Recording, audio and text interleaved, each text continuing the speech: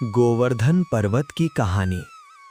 एक दिन भगवान कृष्ण ने देखा कि पूरे ब्रिज में तरह तरह के मिष्ठान और पकवान बनाए जा रहे हैं।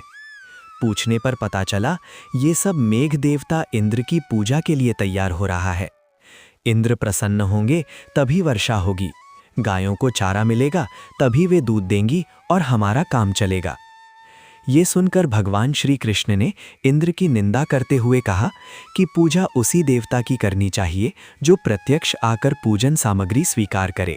इंद्र में क्या शक्ति है जो पानी बरसाकर हमारी सहायता करेगा? उससे तो शक्तिशाली ये गोवर्धन पर्वत है जो वर्षा का मूल कारण है। हमें इसकी पूजा करनी चाहिए। इस बात की धूम मचने लगी।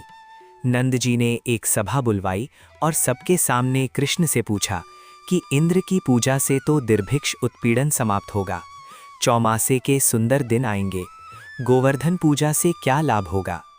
उत्तर में श्री कृष्ण ने गोवर्धन की बहुत प्रशंसा की और उसे गोप गोपियों का एकमात्र सहारा सिद्ध कर दिया।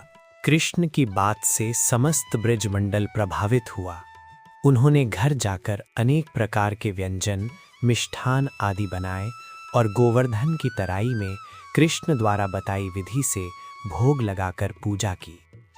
भगवान की कृपा से ब्रजवासियों द्वारा अर्पित समस्त पूजन सामग्री और भोग गिरिराज ने स्वीकार करके खूब आशीर्वाद दिया। सभी लोग अपना पूजन सफल समझकर प्रसन्न हो रहे थे।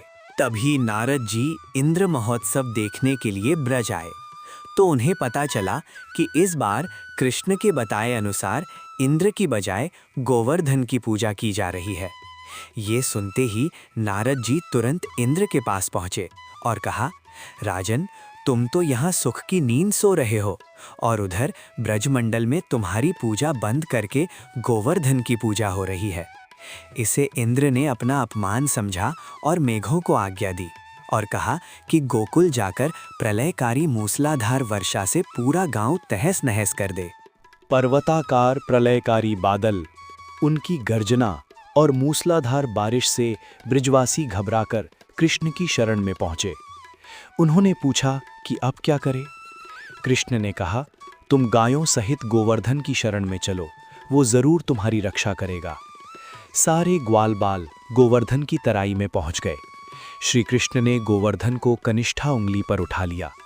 सभी ब्रिजवासी 7 दिन तक उसके नीचे सुखपूर्वक रहे।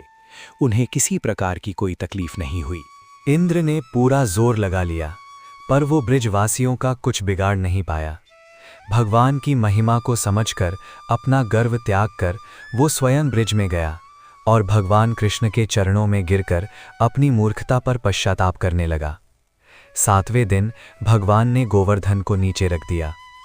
उन्होंने गोवर्धन पूजा करके अन्नकूट हर वर्ष मनाने की आज्ञा दी। तभी से ये उत्सव अन्नकूट के नाम से मनाया जाने लगा।